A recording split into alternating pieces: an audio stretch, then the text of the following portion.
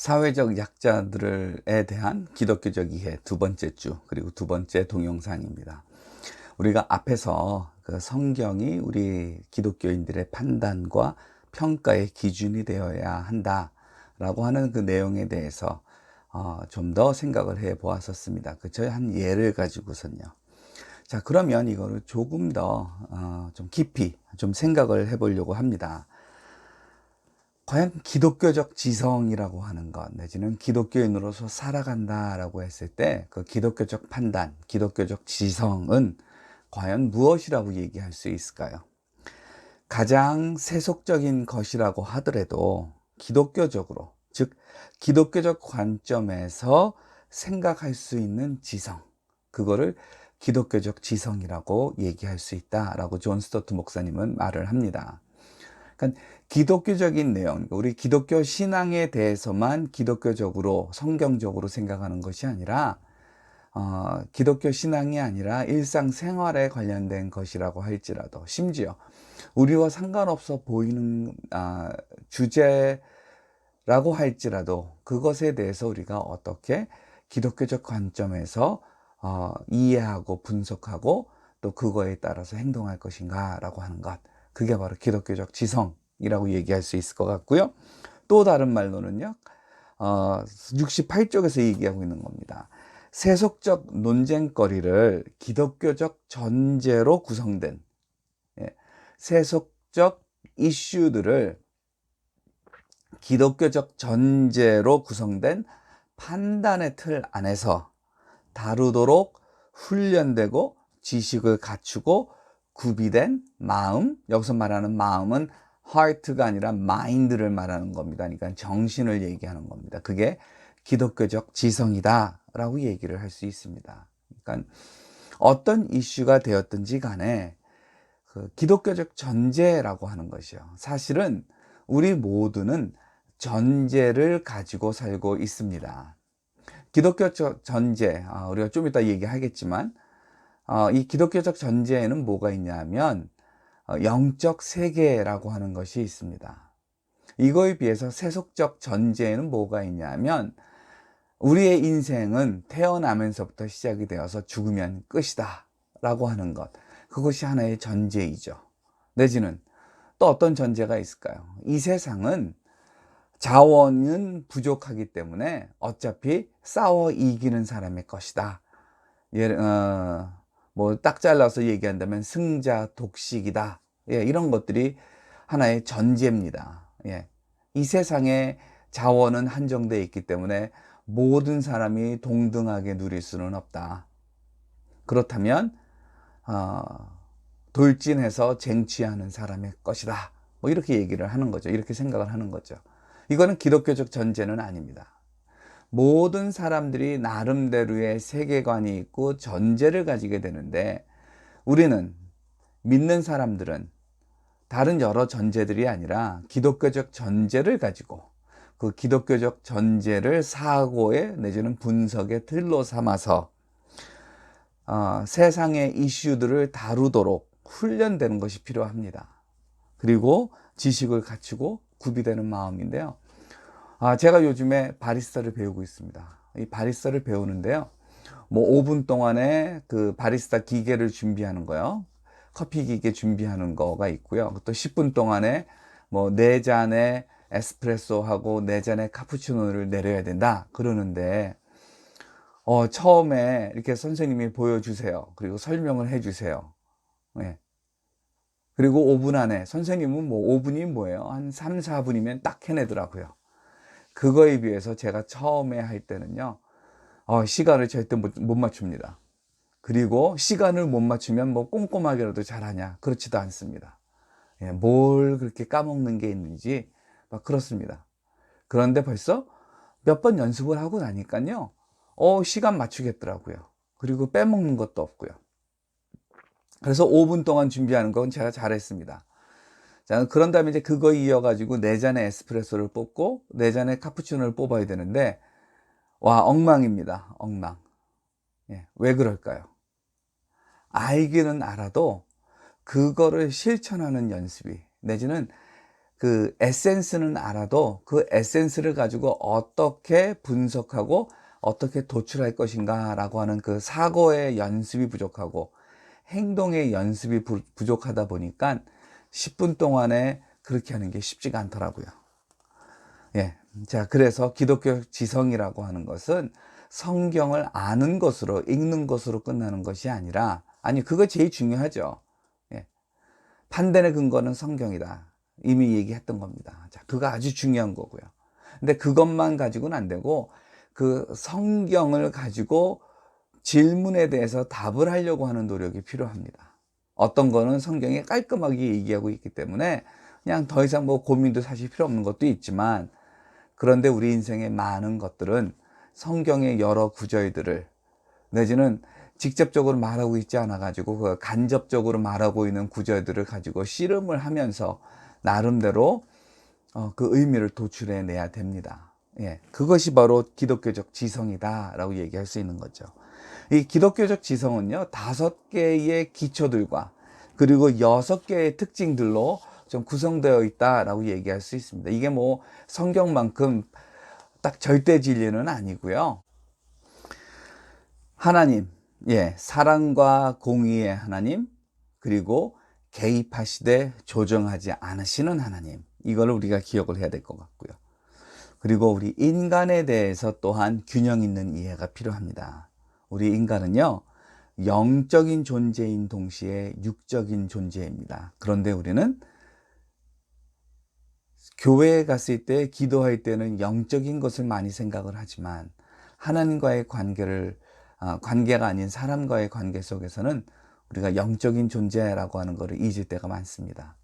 우리 인간은 영적인 존재이면서 육적인 존재입니다. 그리고 또 우리가 기억을 해야 될 것이, 우리 인간은 개인으로서 존중을 받아야 되지만 또한 사회의 일원이다라고 하는 것, 이 두 가지를 우리가 기억을 해야 합니다. 사실 제가 개인적으로 우리나라의 그 문화적인 속성 중에 좀 별로 좋아하지 않는 것이 있는데, 그게 뭐냐 하면은 그냥 사적인 얘기입니다. 뭐 멸사봉공이라고 하는 거 저는 별로 그렇게 좋아하지 않습니다. 예, 그 개인을 희생해서 공동체를 세운다라고 하는 그런 뜻의 말이잖아요. 멸사봉공. 근데 이거는 동시에 공동체가 개인을 지켜주고 보호해준다라고 하는 건 역시도 있어야 됩니다. 근데 우리 사회는 공동체의 책임은 말하지 않고 개인의 의무로서 멸사봉공을 얘기하는데, 예, 자, 좀 편향되어 있는 거죠. 예, 과거에 우리 사회는 공동체 중심이었다라고 한다면 현대 우리 한국 사회는 너무 개인주의적인 성향이 두드러지는데, 우리가 기독교적 그 지성과 관련해 가지고 기억해야 될 기초 중에 하나, 인간과 관련해 가지고는 인간은 개인적 존재와 집합적 존재, 이 두 가지가 있다라고 하는 걸 좀 기억을 해야 될 것 같습니다. 세 번째로 예수님에 대해서도 우리가 좀 균형적인 이해를 해야 됩니다. 자, 예수님은 하나님이시고요. 그리고 인간이셨습니다. 예, 하나님이신 존재가 성육신 해가지고 인간이 되었다라고 하는 것. 예. 그 시티 스타드라고 하는 웹을 설립한 선교사가 이런 말을 했습니다. 그리스도가 나를 위해 죽으셨다면 내가 그리스도를 위해 무엇을 희생할 수 있지 않으랴라고 하는 말이에요. 자, 이 말과 비슷하게요. 그리스도께서, 하나님께서 이 땅에 인간으로 낮아지셨다면 그 인간도 왕도 아니고 일반 시민으로서, 그리고 그 제국의 식민지의 한 평범한 사람의 아들로 태어났다면 우리는 얼마나 더 낮아질 수 있을까라고 하는 것. 내지는 하나님이 신이신 걸 포기하셨다면, 그렇다면 우리는 얼마나 더 우리가 생각하는 것보다 자격이 없는 존재가 아닌가라고 하는 것. 예, 이거를 우리가 좀 기억하면 좋을 것 같고요. 자, 구원에 대해서도 우리가 좀 균형 있는 그런 이해가 필요합니다. 구원, 하나님과의 관계입니다. 하나님과 원수 되었던 우리들이 하나님의 자녀가 되는 관계입니다. 그렇죠? 예, 구원입니다. 우리의 죄를 사함받고 용서받는 것입니다. 그게 구원입니다. 이전에는 하나님에 대해서 하나님은 없어 라고 얘기했던 우리가 이제는 하나님 아버지라고 얘기할 수 있는 것. 예, 구원입니다. 그래서 우리가 영생 복락을 누리게 된 것. 예, 틀림없는 사실입니다. 자, 그런데 구원받은 사람들에게는 삶의 변화가 또한 따르게 마련입니다. 존 버년과 같은 그런 그 삶의 변혁이 없다라고 하더라도 최소한의 변혁만 좀 얘기해 볼까요? 최소한의 변화요. 하나님을 믿지 않았던 사람들, 일요일을 사용하는 방법이 있었습니다. 그런데 하나님을 믿게 되면서 그 일요일을 사용하는 방법이 달라집니다. 그렇죠? 예. 하나님을 믿기 전에 우리의 생활과 언어와 행동이 하나님을 믿고 난 다음에는 동일할 수가 없습니다. 그렇죠? 하나님을 믿고 난 다음엔 우리가 조금이라도 더 자기 희생적 내지는 양보하는 삶을 살게 마련입니다. 변화가 아닙니까? 그렇죠? 예, 구원과 관련해서 우리가 알아야 될 것, 우리가 하나님을 알고 하나님의 자녀가 되고 영생 복락을 누리고 하나님과 화목하게 된 것, 너무나도 중요한 겁니다. 이 중요한 것이 발생이 되면 구원의 역사가 이루어지면 변화, 변혁의 역사도 따라서 일어나게 되어 있다라고 하는 것. 이거를 균형 있게 좀 생각을 해야 될 것 같습니다. 교회에서는 성도이나 교회 바깥에서는 성도인 줄을 눈치조차 채지를 못한다면, 그래서 나중에 저 도둑놈이 예수를 믿는 사람이었어? 이런 말을 듣는다면, 그렇다면 좀 문제가 있는 것이 아닌가. 자, 그것이고요. 그리고 교회에 대해서 5번째 기초입니다. 하나님, 인간, 예수님, 구원, 그리고 교회에 대해서도 우리가 균형 있는 이해가 필요합니다. 자, 교회는요, 영적 공동체입니다. 하나님에게 속한 공동체입니다. 그런 의미에서 교회는 구별되어 있는 공동체입니다. 그러나 동시에 교회는 인간의 조직이기도 합니다. 자, 이 두 가지의 속성에 대해서 우리가 정확하게 이해를 하고 있어야 됩니다. 그런데 우리 믿는 사람들이 종종 사랑과 공의 두 가지를 다 추구하지 않고 사랑을 선택하든 공의를 선택하는 것처럼 이 하나님의 공동체인 교회를 하나님에게 속했다만 생각을 하거나 아니면 인간 세상 조직 중에 하나로만 생각할 때가 있는데 그렇지가 않습니다. 하나님에게 속한 이 공동체는요, 세상을 향해 가고 있습니다. 자, 요즘에 우리 한국 교회가 내지는 현대 교회가 경험하고 있는 문제가 뭐냐 하면 우리가 하나님을 쫓아가는 것, 그거는 절대 나무랄 것이 없습니다. 다만 하나님을 쫓아 따라갔을 때에 우리가 그런 다음에 우리 등 뒤에 문을 닫아버리고 개토화해 버리는 것, 이것이 문제이죠. 우리가 하나님에게 속했고 그래서 하나님에게 달려가야 됩니다. 그러나 동시에 우리가 뭘 기억을 해야 되냐면 우리는 세상으로 보냄을 받았다라고 하는 것. 이 두 가지를 기억을 한다면 우리가 교회에 대해서 균형 잡힌 이해를 가지고 있다라고 얘기할 수가 있을 것 같습니다. 자, 이렇게 5가지의 기독교적 지성의 5가지 기초들을 우리가 기억을 하면서요, 또 기억을 해야 될 게 뭐냐면 이 기독교 지성은 몇 가지 좀 그 특징들이 있습니다. 그 6가지 특징이라고 좀 제가 정리를 했는데요. 존 스토트 목사님도 이런 얘기를 했고요. 자, 첫 번째 것은 뭐냐 하면 우리 기독교 지성은 초자연적 세계를 지향한다라고 하는 것입니다. 그러니까 우리 지성은요, 세상의 지성과 구별이 되는 것이 있는데 그건 뭐냐면 눈에 보이는 세상으로 끝나는 것이 아니다라고 하는 것입니다. 세상의 지성은 눈에 보이는 세상입니다. 근데 기독교 지성은 눈에 보이는 세상 더하기 눈에 보이지 않는 세상이 있다라고 하는 것. 이 두 가지를 추구한다라고 하는 것이 기독교적 지성의 그 특징 중에 하나고요. 두 번째로 악에 대한 인식입니다. 세속적 지성은요, 악이라고 하는 것, 절대 선이라고 하는 것, 이런 거에 대한 이해가 잘 없습니다. 그런데 우리 기독교적 지성은요, 악에 대해서 우리가 인식을 하고 있어야 됩니다. 첫 번째, 악을 행하는 존재가 있다라고 하는 거예요. 악의 근원이 있다라고 하는 거 우리가 기억을 해야 됩니다. 그 악의 근원이 악을 행해 왔습니다. 그러다 보니까 악의 구조, 악의 체제가 만들어졌습니다. 그렇죠? 그리고 악행이 오늘날에도 벌어지고 있습니다. 세속적 지성은 악의 구조까지 얘기하는 사람이 있습니다. 내지는 악행에 대해서 얘기를 합니다. 그러나 악을 행하는 존재, 악의 근원에 대해서는 우리 기독교적 지성만큼 명확한 답을 내놓지 않는 경우가 많습니다. 자, 기독교적 지성의 특성, 악에 대한 인식을 가지고 있다라고 하는 거고요. 또 세 번째, 진리에 대한 개념을 이 기독교적 지성은 가지고 있습니다. 특별히 포스트 모더니즘의 사회에서 절대선이라고 하는 것은 존재하지 않습니다. 나에게 선한 것이 선한 것입니다. 그렇죠?